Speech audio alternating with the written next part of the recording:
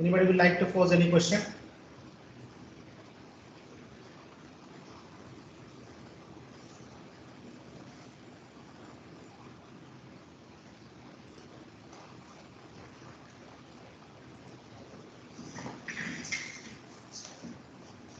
Okay. Yeah, so first of all, very good morning to you all. So in the last class, we were discussing about the very fundamentals of the clay mineralogy. So I will try to wind it up today. So by discussing a few more points on the clay mineralogy. So we elaborately discussed about the formation of different clay minerals and how you can able to distinguish different clay minerals. So based on their the structure and how the charge deficiency is evolving. So based on the isomorphous substitution, so on and so forth. And what is a diffusion double layer, how the diffusion double layer is forming, or what kind of the particles it is forming. So all those aspects has been covered in the previous class. While little more we need to understand, so that is related to the geotechnical engineering, because this enhances so not only your fundamentals on the soil mechanics or on the entire geotechnical engineering. Say for example, tomorrow you have joined some organization, and when you are running through some kind of a geotechnical reports or when you are preparing a geotechnical reports, so you can pose a few questions about the sanctity of the data which is presented in the report. See, either inadvertently or mistakenly, somebody can report some arbitrary values. Say, for example, somebody has reported a 200% of water contained to the sand, while 300% of water contained to the clay. So it maybe is mistake, but when you see the report, and as a geotechnical engineer, if you do not find out this kind of a fault, so then that becomes a perpetual mistake. Okay, so you need to have a fair idea. The first thing is that is first of all 200% of water content is possible in case of the sand. Is 300% of water content can possible for fine grained soil, so on and so forth. So for that you need to understand all the clay mineralogy. So when I say 200% water content, where the water is stored, is the water is stored in the pores or some amount of the water is adhered onto the soil mass? Is there any change in the volume and the moisture content is 200%? So or no change in the volume, so on and so forth. So these are the few things that you need to immediately recall the moment you see any kind of a geotechnical report. Okay, so that is the main intention of elaborately discussing about so all these clay mineralogy. And of course, there are few other points. Those are also most important. So these things shall be related to all advanced courses which you are going to study in the future, as well as the engineering properties of the soils. Okay, they have also related with the shear strength, permeability, consolidation, collapsibility, or the type of the soil, so on and so forth. Okay, so that is, it is your duty to make a relevance of all these discussions with your soil mechanics and foundation engineering subjects or the ground improvement, geosynthetic engineering, so on and so forth. So the another little point that we missed or that you need to know is in the previous class we were discussing about independent or the individual minerals. Say for example, we discussed about the kyanite, then illite, then montmorillonite, so on and so forth. So montmorillonite, so on and so forth. But these are the individual minerals. But there are also a possibility of the mixed clay minerals. There is a possibility of the mixed clay minerals. So in this case of the mixed clay minerals, there is a possibility of something called as a interstratification. So what do you mean by the interstratification is that, suppose we closely observe the structure of a clay mineral. So this is the structure of a clay mineral. Now if it is a kyanite, so it is the 1:1 structure, 1:1. There is a 1 gibbsite seed is adhered to the 1 silica seed. That's why it is called as a 1:1 seed. While if you look into the details of the clay structure of the montmorillonite, so a silica seed is sandwiched between two gibbsite sheets. Okay, this entire together is called as a one layer. So there are two layers, but these two layers are bonded with. So in case of the kyanite, it is the hydrogen bonding. In case of the illite, it is the potassium bonding. While in case of the montmorillonite, it is the bonding by weak van der Waals forces along with the exchangeable cations. Okay. So, but in the case of mixed clay minerals, what happens is the interstratification is the combination of two minerals. Say for example, it could be montmorillonite illite or chlorite illite or chlorite with any other mineral. So it happens in such a way that if you look at closely, the interstratification comprises of one expanded water bearing layer, as you see here. So this is one expanded water bearing layer. So when I say expanded, the expanded is typically attributed to montmorillonite. Then other, so non-expanded or non-water bearing layer. So non-water bearing layer means it won't expand. So this is called as a mixed clay minerals. So those are formed due to the interstratification of expanded water bearing layer along with so non-expanded water bearing layer. Okay, so this is small information about mixed clay minerals. So if somebody is reporting a mixed clay mineral, so you should not discard that there is no possibility of such mixed clay mineral. So there is a possibility. But in soil mechanics viewpoint, we rarely study about the mixed clay mineral. But if you go through the fundamentals of the swelling soils or the clay minerals studied by the other engineering aspect like metallurgy or ceramic engineering, so dealing with mixed clay minerals is quite a common. So there is nothing great. But often recently, so now on our geotechnical fraternity also, so they are trying to understand what is the role of these mixed clay minerals, especially on the volume change behavior or the swelling behavior of expansive soils. So the identification of any clay minerals usually is done by conducting something called as a X-ray diffraction technique. X-ray diffraction technique. So there are other techniques also, but this is one of the predominantly used technique for identification of any mineral, say at individual level or at interstratification level. So when you do the X-ray diffraction technique on any small powder sample, it can be done on the powder sample as well as on the solid sample, that is called as a chunk. So in case of the soil, we normally conduct X-ray diffraction on the powder samples. That's which is also called as a powder diffraction. Now, concerning to the clay minerals, one or another important point that we need to understand is, so there is something called as a crystalline material and amorphous material. So I'm just introducing about these things. So crystalline and amorphous. So what is the physical meaning of these two? Crystalline means it is the part of the material which doesn't react with any other material or water. It is passive. While amorphous material is the material which easily reacts with the water or any chemical additive, or for that matter we can say the material itself. Okay, amorphous means reactivity, crystalline means no reactivity. So one of the clear and classic example of the crystalline is your quartz, that is sand, quartz or sand. So if you take a quartz, that is a sand, if you put in water, nothing happens, no reaction happens. Okay, that's why it is called as a crystalline material. But the entire quartz is not a 100% crystalline. That you need to remember.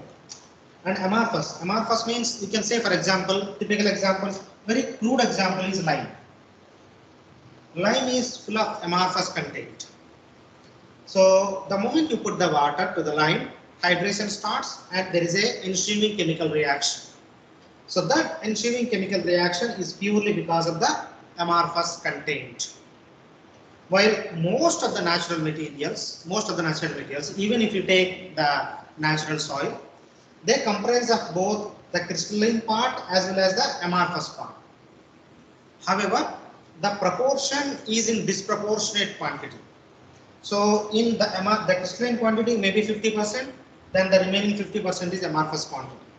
Or the crystalline may be 90, amorphous may be 10, or vice versa. Anything can happen. But all natural materials possess both crystalline component as well as the amorphous component. Now, there are other things also. We'll talk about the clay minerals, but there is also something called as a non-clay mineral. So, for example, quartz. Quartz is called as a non-clay mineral. It's not a clay mineral. Non-clay mineral. While similarly, there are minerals which are crystalline minerals. There are minerals which are amorphous minerals. So, there are minerals which are non-crystalline clay minerals. So, a simple example is olivine. So, olivine is the best example for non-crystalline clay mineral, meaning thereby the crystalline component, the non-reactive component in this mineral is completely absent. Whatever is remaining is only the amorphous content. That means we can say this olivine mineral is purely reactive mineral. Reactive in a sense reacts with the water or reacts with any other chemical. So, and this non-crystalline olivine mineral, it doesn't have no specific composition or the shape. The particles doesn't have any shape. Say for example here, so we generally refer any the structure of clay mineral with seed structure. We say it is in the form of a seed. But in case of the non-crystalline olivine, so it is not like a seed. It doesn't have any definite shape. Then the particles are hollow, irregular, spherical particles. So neither seeds nor spherical. So the particle size typically in the range of 3.5 to 5 nanometers. So these nanometer size of the particles are visible only when you see in a specific device that is called as a scanning electron microscope. So these are not visible for the naked eye.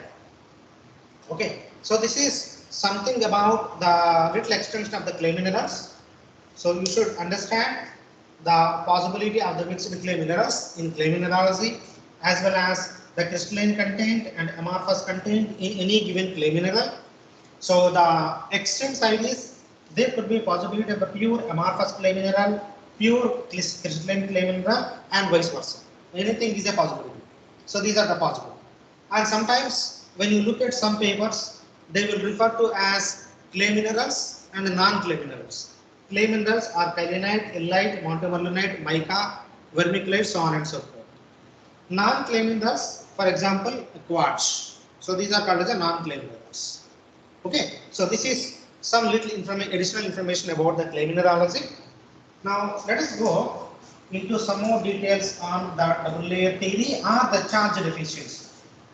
So although we did discuss about the charge efficiency, I got a little more information to understand about, so in how many number of ways the charge gets imparted onto the clay particles.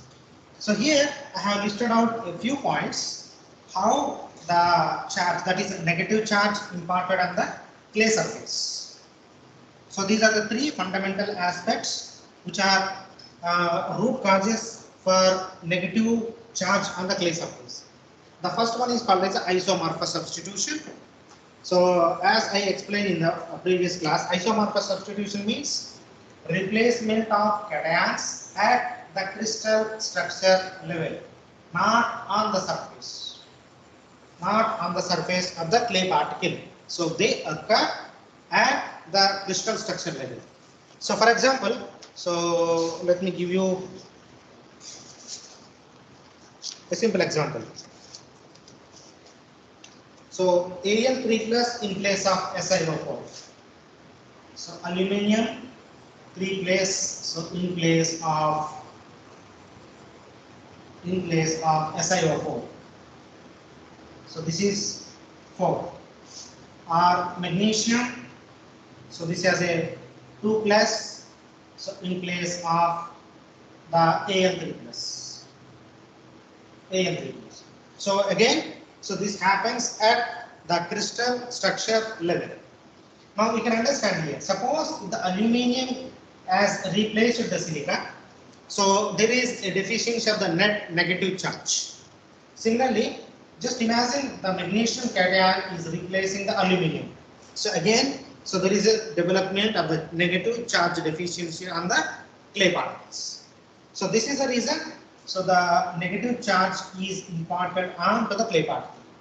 However, this replacement intensity is different for different minerals. So the replacement is intense. The replacement, the isomorphous substitution. Sorry. The isomorphous substitution is intense for montmorillonite and marginal for kyanite. Marginal for kyanite. This is the reason. This is another reason why the montmorillonite mineral expands and undergoes significant volume change. More substitution means more development of the negative charge. More development means more is the absorption of the cations to neutralize the charge deficiency on the surface. Less is the substitution means less is the possibility of the development of the charge deficiency on the particle. So this is the reason kyanite will not show any kind of expansion, although it forms or it develops. Hello?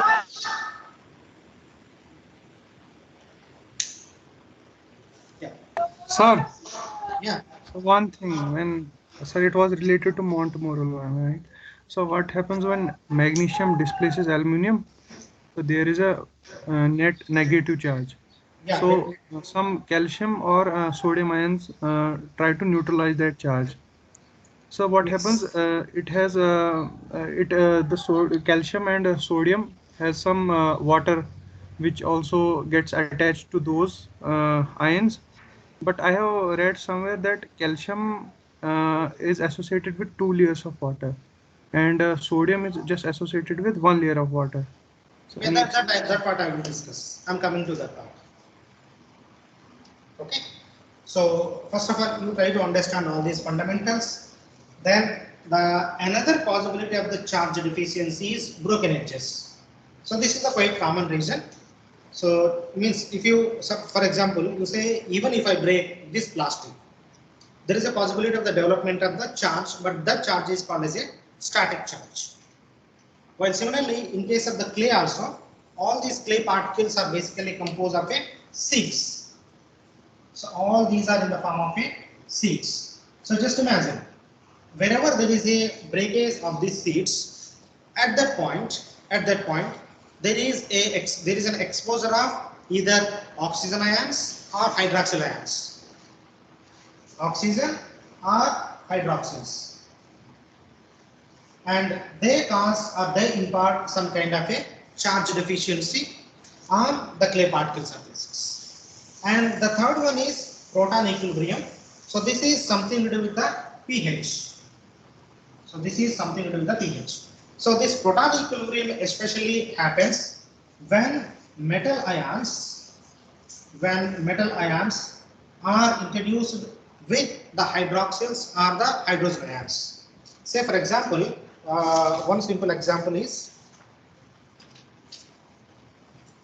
so this is metal ion M, so minus OH plus addition of hydrogen, so will give you, so there is a metal ion minus OH2 H plus. This is called as a protonation. So the opposite to this one is M, so minus OH plus hydroxyl. Earlier it was hydrogen, so now, so if it is with the hydroxyl ions, then the metal ion as it is, and consequent to the reaction with the metal ions, there is a liberation of the oxygen, so with the release of a water. So this is called as a deprotonation. Protonation and deprotonation. This familiar in case of the metal ions. So even this protonation and deprotonation also causes some kind of the, or also leaves some kind of the charge deficiency on the soil particles. But so among these three, the most prominent one is the isomorphous substitution. So remaining two are some kind of ensuing chemical reactions. So if there was no broken edges, there was no charge deficiency. If there was no the protonation and there was no charge deficiency development. Okay, so this is the reason. So we normally say in all soil mechanics book, the charge deficiency is prominently due to the isomorphous substitution. Okay, but there is a possibility that all three factors can able to contribute for the charge deficiency as well. So this cannot be ruled out because you need to understand these things. This cannot be ruled out.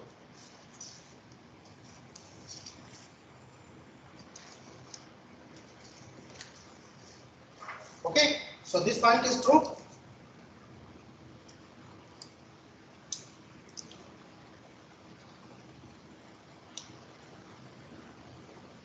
So these are the few aspects which are highly ignored in soil mechanics or geotechnical engineering. But I thought so these are very important aspects one has to understand. Because without understanding all these things, what happens is when you go for especially the ground improvement subject, when you talk about the stabilization or the amendment, you can't able to understand anything the chemistry. Okay, so if you look at carefully, yeah. So can you please explain the first one, isomorphous substitution? Instance montmorillonite, marginal colonite, sir. See, isomorphous substitution means, say for example, you take the structure of a silicate. So this is the structure of a silicate. This is okay. So this could be either oxygen or hydroxyls. And at the center there exists silica ion. Silica atom. It's not ion, silica atom. Okay. So one silica atom is attached to the 4 oxygen atoms. This is the structure of a silicate. This is structure of a silicate element. Okay. Suppose if this element is available in the liquid, then that is called as the ion. But here it is called as a, we can say, element. Okay. Now this is at the structure level. This is a solid particle. This is not a liquid. This is a solid particle. So in this solid particle, so the silica is surrounded by the 4 hydrogen or hydroxyls elements. Now just imagine, because of the something, if this silica is replaced with either the aluminium, but that is happening at the crystal structure level within the solid. That exchange is called as a isomorphous substitution. On the other hand, suppose this is the clay sheet. Okay, this is face. This is a face. Maybe just to avoid. So this is the clay sheet. So here it is positive, edge as a positive charge and the face as a negative charge. So in order the negative charge to get neutralized, it will try to attract the positive ions.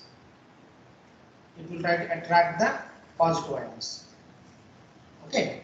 Now this positive ion could be either sodium or calcium or magnesium or aluminium or silica, so on and so forth.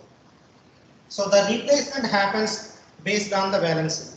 Always higher valency cations will replace the lower valency cations. So suppose if there is a same valency, for example, there is a sodium, it has a single valency. There is a potassium, these also single valency. Now which one will replace which one? Either sodium replaces the potassium or potassium replaces the sodium.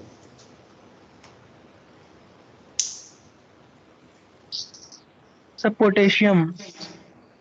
Potassium replaces the sodium. Or potassium will be replaced by the sodium.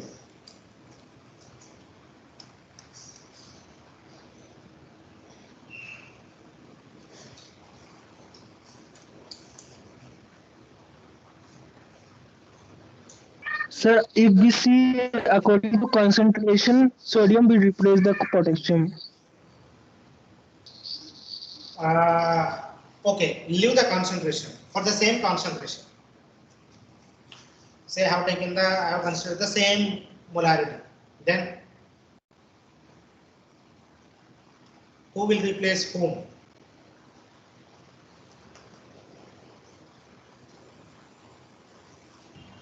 Sodium will replace potassium. Sir, higher. Sodium has, I think, 11 and potassium, I think.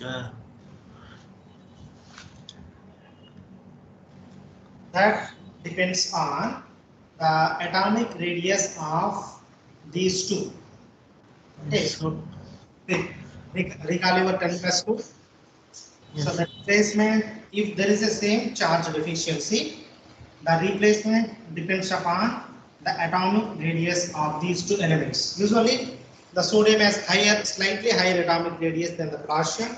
So therefore sodium replaces the potassium. Or if I am wrong, just see it. If the potassium atomic radius is higher, the potassium replaces the sodium. So just verify from your 10 plus 2 books. So the first criterion which governs is the valency. So higher valency replaces the lower valency. Suppose if the valency remains same, then the size matters. So whose atomic radius is higher, that replaces the lower atomic radius. Okay, so now this replacement on the surface, is called as a cation exchange capacity. If it happens within the solid at crystal structure level, then that is called as a isomorphous substitution. If the exchange of cations happens on the surface, then that is called as a cation exchange capacity. Cation exchange capacity. Is it clear now?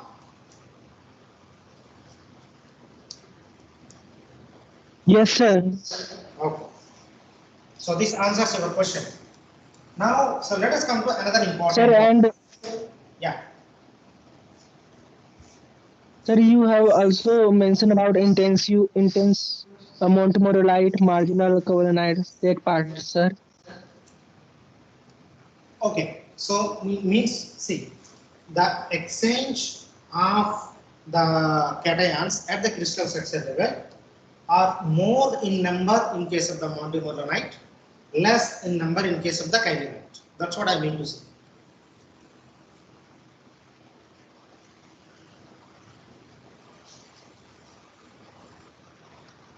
Okay, sir.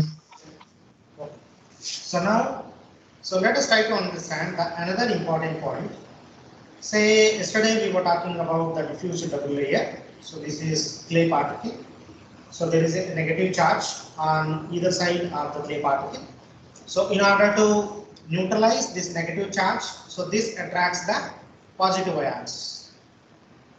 This attracts the positive ions. In fact, it could be combination of the positive and negative also. So but predominantly these are cations. So if you refer to any book, something like this you will see. So this is called as a diffused double layer.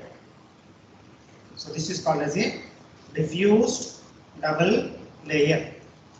Now we also how the name has arrived. Diffuse means this curve. So as the charge gets neutralized from the face of the clay particle, so the amount of the cation's intensity gets decreased. That if you draw in a particular shape, it is something like in decrease in shape. That is technically called as a diffused. Double layer means, so there is a one layer of cations strongly adhered right onto the clay particle, So that is called as a stern layer. This is called as a stern layer. Then followed by the stern layer, so there is a formation of another layer. That is why it is called as a double, diffused double layer. So this entire thing is called as a adsorbed layer. This entire thing is called as a adsorbed layer or adsorbed water. Adsorbed water. Adsorbed water. Now there is also something called as a, so here also cations are available even outside the diffusion double layer. But this water is called as a free or bulk water. Free or bulk water. So this is the water or the pore solution which is available in the pores of the soil particle. Free or bulk water, while adsorbed water. Now the fundamental distinction between the adsorbed water and the free water is that the adsorbed water is adhered onto the clay particle with strong electrochemical forces, while free water is the water which is free to move depending upon the gradient within the pores. Within the pores. So this is the fundamental distinction between free or bulk water versus the adsorbed water. Now usually, so the thickness of this adsorbed water is typically in terms of, if you count, it is in terms of 3 monolayers. So it is in 3 monolayers of water molecules. So if it is a water, if it is 3 monolayers of water. And if it is cations, I think these are also valid for sodium, but it is a 2 monolayers if it is a calcium, and if it is a single monolayer if it is higher valency cations. Higher valency cations. Okay. So though when I say this diffusion double layer, so this diffusion double layer comprises of 3 monolayers of water. 3 monolayers of water. Okay. Now 3 monolayers means, you know, the size of the water molecule. It is in angstroms or nanometer. So 3 multiplied by 3 angstroms. So it is hardly anything in terms of the nanometer. But why the clay could able to absorb the significant amount of water? That you should correlate to the size of the particle. That you should correlate to the size of the particle. Suppose if you want to distinguish between the kyelinite particle, the kyelinite crystal versus the montmorillonite crystal. So this is how we can depict.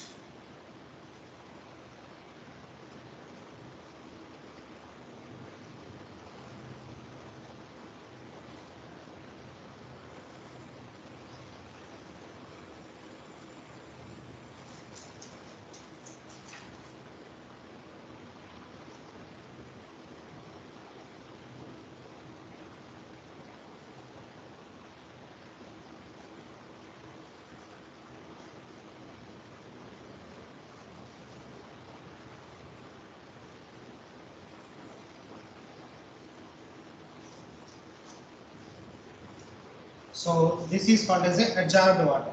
This and this is adsorbed water. That is diffused double layer. Adsorbed water. And this is crystal. That is the clay particle. While this is the montmorillonite. While this is the kyelinite. Okay. And if you want to represent in terms of the size, so the montmorillonite, the size of the crystal is 100 by 1 nanometer. 100 by 1 nanometer. In case of the kyelinite, it is 1000 by 100 nanometer. 1000 by 100 nanometer. Okay. So now, if you take the specific surface area, having understood the geometry of the montmorillonite clay particle and kyelinite clay particle. So the kyelinite clay particle size is almost 100 times greater than the montmorillonite. So meaning thereby, if I take the specific surface area, it is obvious that the specific surface area of the montmorillonite is manifolds higher than the kaolinite. So that means in a given 1 gram of the soil, there are more number of montmorillonite particles than the kaolinite particles.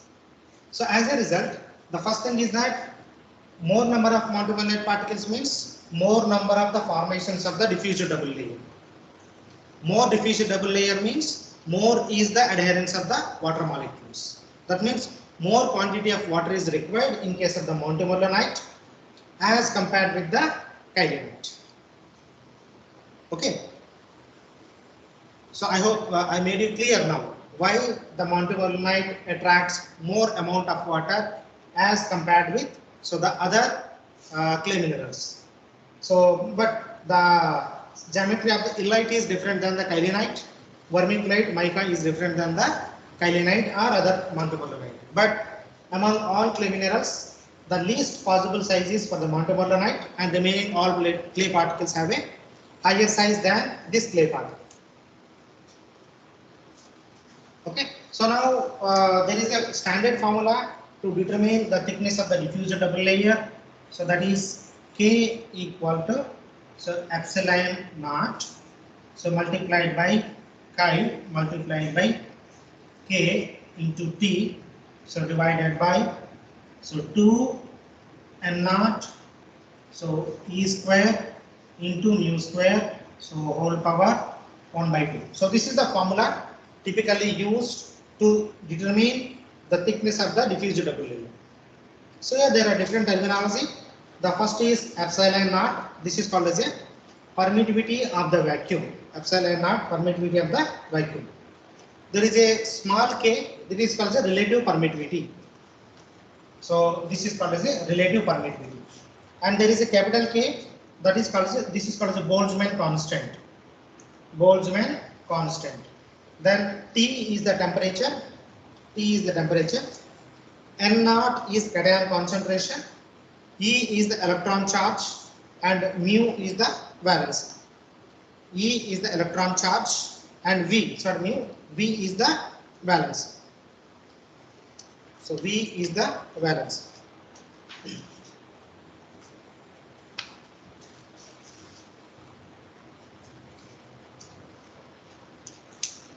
Okay, so this is standard formula, so we can use to compute what would be the thickness of the diffusion double layer. Also, if you look at carefully, the equation is fundamentally as a function of the concentration of the solution only. So it could be water, it could be a sodium chloride solution, it could be calcium chloride solution, or it could be any other kind of a pore solution. So depending upon the solution type, so the thickness varies. So there are different things also that can influence the thickness of the diffusion double layer, so that I explained in the previous class. Now, another important point that you need to understand, something called as a ion hydration. So ion hydration. So now, by now we have seen a lot of different variety of the ions.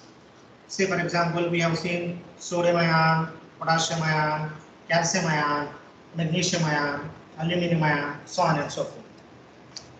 So in fact, all these ions hydrate. That means they get attached or adhere to the water molecules. But in terms of the soil mechanics viewpoint, so let us try to understand so the ion hydration in case of the montmorillonite mineral or in general.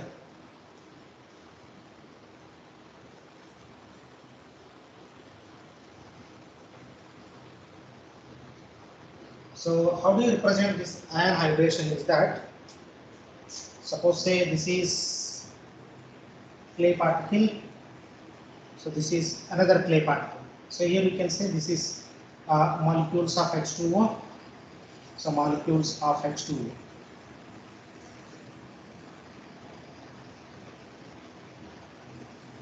So there are more number of molecules of H2O, more number of H2O.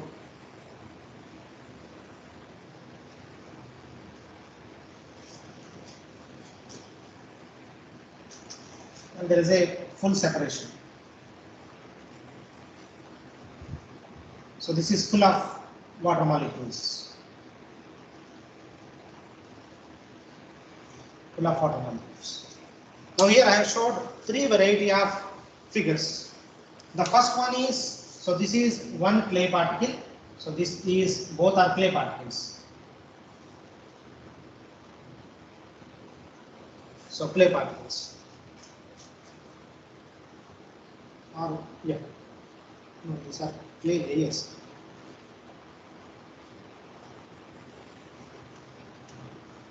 No, so this is this clay particle, not both. This is one only, but these are clay particle layers. Layers. So here we can see the ions or the molecules are ingressing into the layers. Ingress into the layers. So initially, when the soil is in a dry condition, so this is dry condition.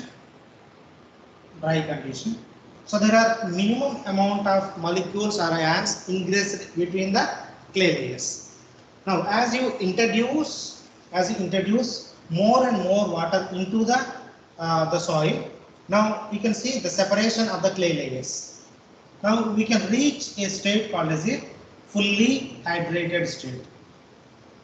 Fully hydrated state. That means the maximum separation between the layers has occurred.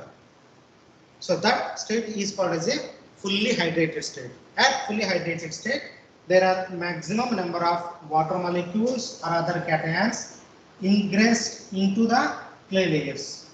That is called as a wedging. So these are the ingress or wedge. So ingress or wedge into the clay layers. Wedge into the clay layers. This is called as a ion hydration.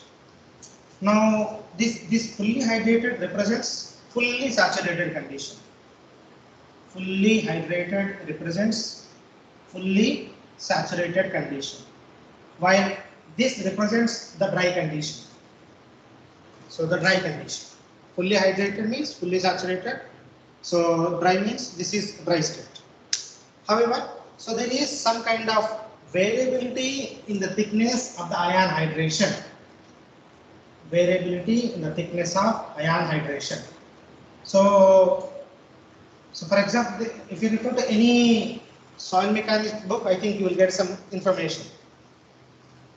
So a simple example is, so here for example, if you take the sodium. So the radius is, the crystal radius is, so the crystal radius is 0.095 millimeter. Sorry, nanometer. 0.05 nanometer. The sodium, when it is fully hydrated, so fully hydrated, the radius increases to 0.358 nanometer.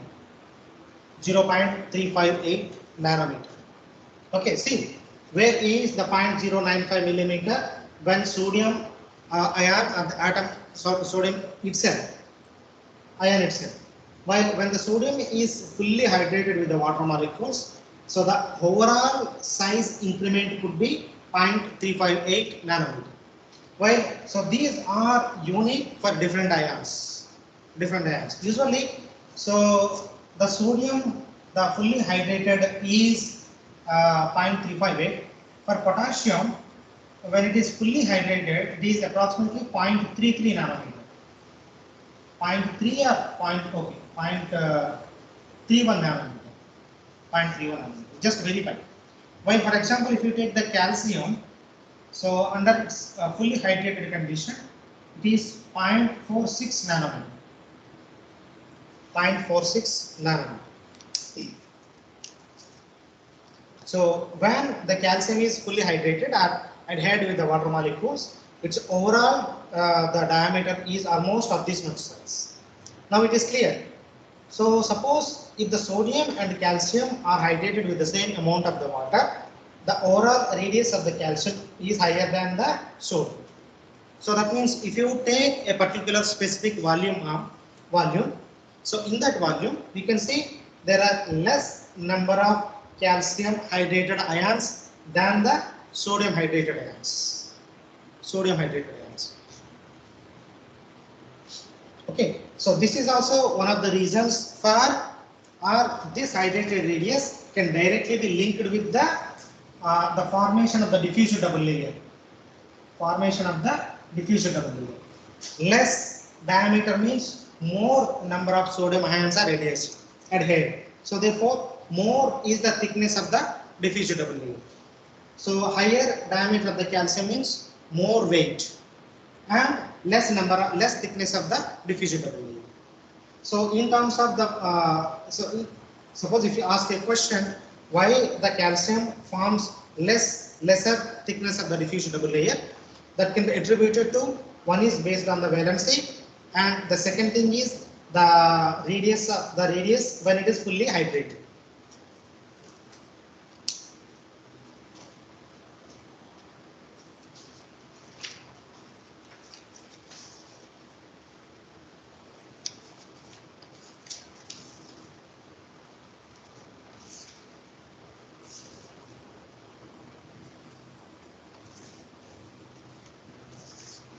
Okay, so this fundamental understanding is necessary. But sir, Yeah.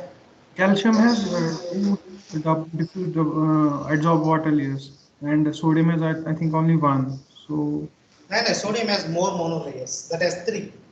okay, sir, monolayers it has more. More is the valency, lesser are the number of monolayers. So is it fixed that diffuse double layers or 3 monolayers?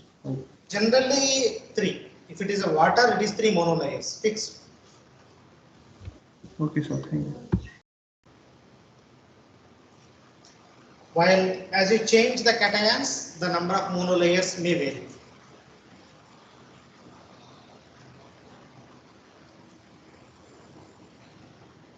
Okay, so this is what I wanted to highlight. So as the part of the clay mineralogy, I hope, okay, I will stop it here. So maybe when we are meeting day after tomorrow, so then I can start the other part of the applied soil mechanics.